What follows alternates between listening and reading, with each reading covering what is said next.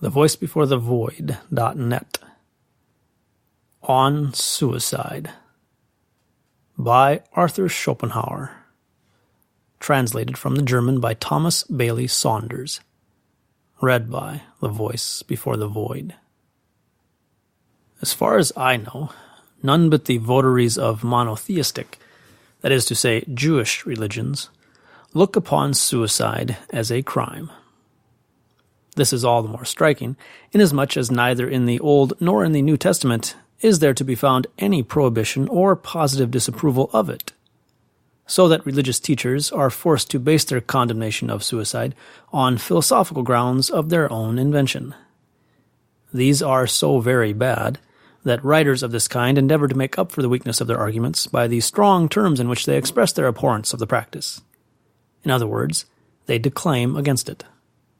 They tell us that suicide is the greatest piece of cowardice, that only a madman could be guilty of it, and other insipidities of the same kind. Or else they make the nonsensical remark that suicide is wrong, when it is quite obvious that there is nothing in the world to which every man has a more unassailable title than to his own life and person. Suicide, as I have said, is actually accounted a crime, and a crime which, especially under the vulgar bigotry that prevails in England, is followed by an ignominious burial and the seizure of the man's property. And for that reason, in a case of suicide, the jury almost always brings in a verdict of insanity. Now let the reader's own moral feelings decide as to whether or not suicide is a criminal act. Think of the impression that would be made upon you by the news that someone you know had committed the crime, say, of murder or theft, or been guilty of some act of cruelty or deception. And compare it with your feelings when you hear that he has met a voluntary death. While in the one case a lively sense of indignation and extreme resentment will be aroused, and you will call loudly for punishment or revenge, in the other you will be moved to grief and sympathy. And mingled with your thoughts will be admiration for his courage, rather than the moral disapproval which follows upon a wicked action. Who has not had acquaintances, friends, relations, who of their own free will have left this world? And are these to be thought of with horror as criminals? Most emphatically, no. I am rather of opinion that the clergy should be challenged to explain what right they have to go into the pulpit, or take up their pens, and stamp as a crime an action which many men whom we hold in affection and honor have committed, and to refuse an honorable burial to those who relinquish this world voluntarily. They have no biblical authority to boast of, as justifying their condemnation of suicide. Nay, not even any philosophical arguments that will hold water. And it must be understood that it is arguments we want, and that we will not be put off with mere phrases or words of abuse. If the criminal law forbids suicide, that is not an argument valid in the Church. And besides, the prohibition is ridiculous. For what penalty can frighten a man who is not afraid of death itself? If the law punishes people for trying to commit suicide, it is punishing the want of skill that makes the attempt a failure. The ancients, moreover, were very far from regarding the matter in that light.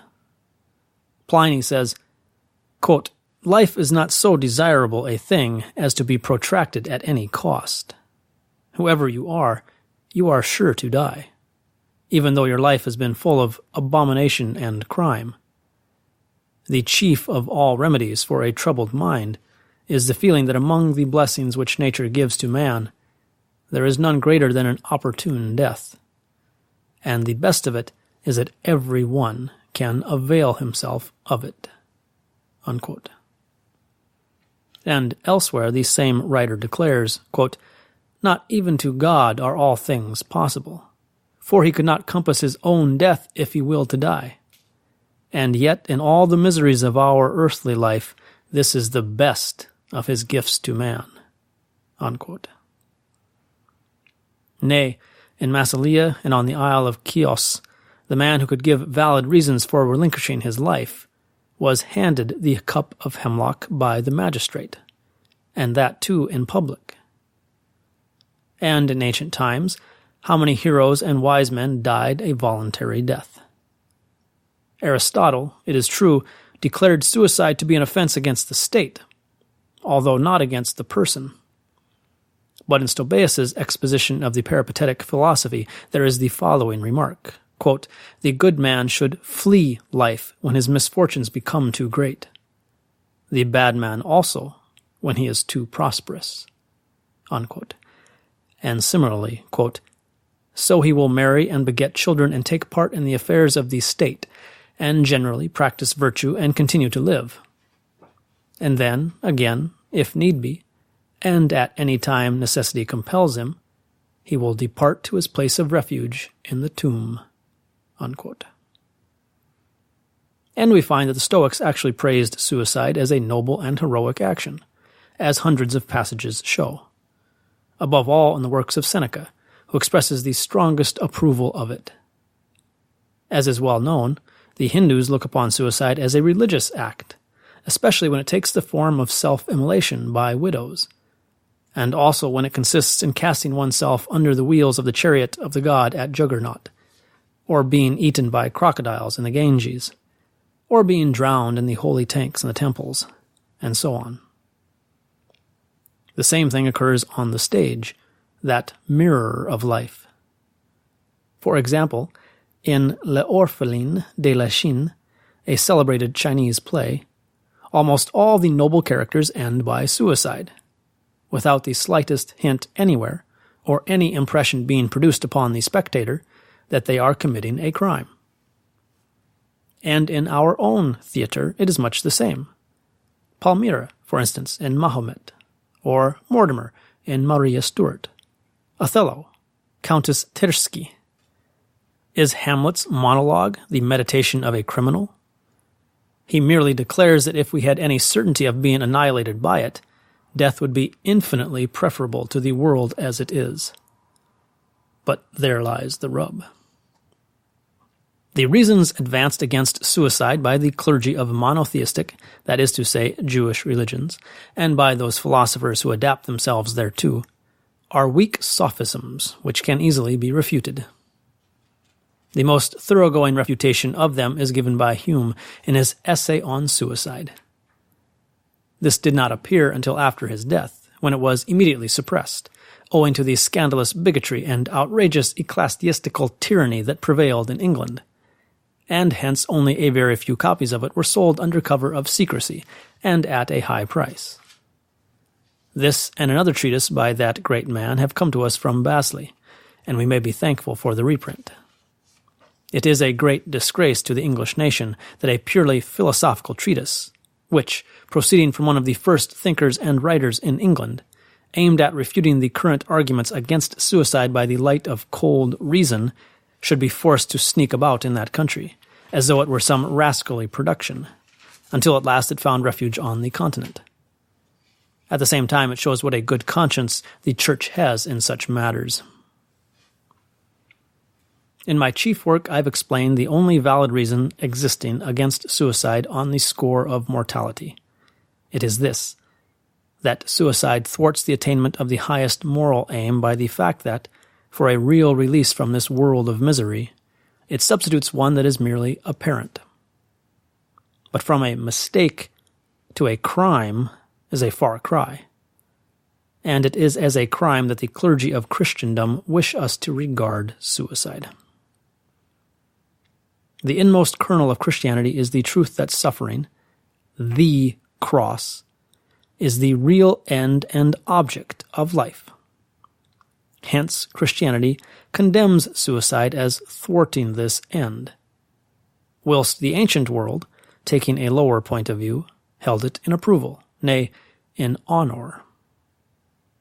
But if that is to be accounted a valid reason against suicide, it involves the recognition of asceticism. That is to say, it is valid only from a much higher ethical standpoint than has ever been adopted by moral philosophers in Europe. If we abandon that high standpoint, there is no tenable reason left, on the score of morality, for condemning suicide. The extraordinary energy and zeal with which the clergy of monotheistic religions attack suicide is not supported either by any passages in the Bible or by any considerations of weight, so that it looks as though they must have some secret reason for their contention. May it not be this? That the voluntary surrender of life is a bad compliment for him who said that all things were very good. If this is so, it offers another instance of the crass optimism of these religions, denouncing suicide to escape being denounced by it. It will generally be found that as soon as the terrors of life reach the point at which they outweigh the terrors of death, a man will put an end to his life. But the terrors of death offer considerable resistance. They stand like a sentinel at the gate leading out of this world. Perhaps there is no man alive who would not have already put an end to his life if this end had been of a purely negative character, a sudden stoppage of existence. There is something positive about it. It is the destruction of the body, and a man shrinks from that, because his body is the manifestation of the will to live.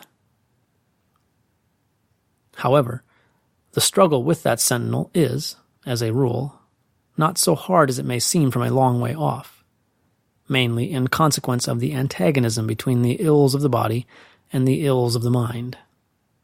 If we are in great bodily pain, or the pain lasts a long time, we become indifferent to other troubles. All we think about is to get well. In the same way, great mental suffering makes us insensible to bodily pain. We despise it. Nay, if it should outweigh the other, it distracts our thoughts, and we welcome it as a pause in mental suffering. It is this feeling that makes suicide easy, for the bodily pain that accompanies it loses all significance in the eyes of one who is tortured by an excess of mental suffering. This is especially evident in the case of those who are driven to suicide by some purely morbid and exaggerated ill humor. No special effort to overcome their feelings is necessary, nor do such people require to be worked up in order to take the step. But as soon as the keeper into whose charge they are given leaves them for a couple of minutes, they quickly bring their life to an end. When, in some dreadful and ghastly dream, we reach the moment of greatest horror, it awakes us, thereby banishing all the hideous shapes that were born of the night. And life is a dream. When the moment of greatest horror compels us to break it off, the same thing happens. Suicide may also be regarded as an experiment, a question which man puts to nature, trying to force her to an answer. The question is this: what change will death produce in a man's existence, and in his insight into the nature of things? It is a clumsy experiment to make, for it involves the destruction of the very consciousness which puts the question and awaits the answer.